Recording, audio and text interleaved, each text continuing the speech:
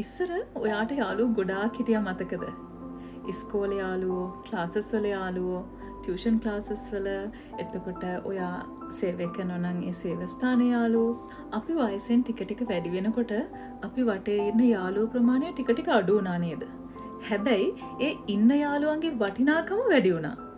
ප්‍රමාණයෙන් අඩු වුණාට වෙනසක් වෙන්නේ නැතුව අපේ දුකේදී සැපේදී අපිත් එක්ක රැඳිච්ච යාළුවෝ ටික තමයි දැන් ඔයාට ඉතුරු වෙලා ඉන්නේ.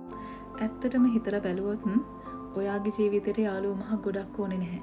අපිට අවංකවම ආදරය කරන, කවදාවත් අපිට නරකක් නපුරක් නොකරන, අපි ඉන්න තැනේදී වගේදීම නැති තැනේදීත් අපේ ගෞරවය එක වගේ ආරක්ෂා කරන, හොඳ කාලවලදී වගේම නරක කාලවලදීත් අපිව අත් නැහැර අපිත් එක්ක ළඟින්ම ඉන්න සුළු පිරිසක් හිටියහම හොඳටම ඇති. තමන් වටේ ඉන්න මිනිස්සුන්ගේ ප්‍රමාණය ගැන වද වෙන්න එපා. ඒ මිනිස්සුන්ගේ ක්වොලිටි එක ගැන හිතන්න. එතකොට ජීවිතේට එන ප්‍රශ්න, කලකිරීම, හිත රිදීම් වගේ දේවල් ගොඩාක් අඩු කරගන්න පුළුවන්.